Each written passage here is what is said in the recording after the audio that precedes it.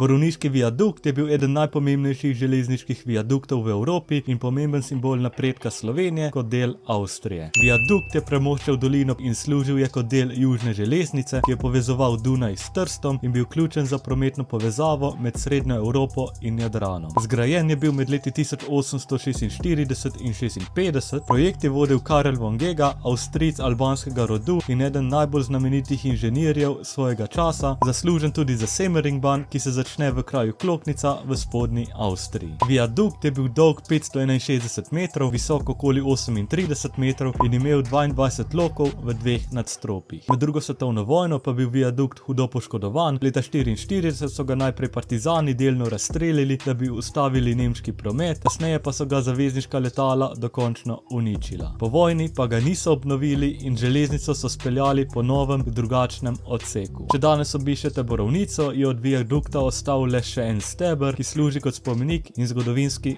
opomnik.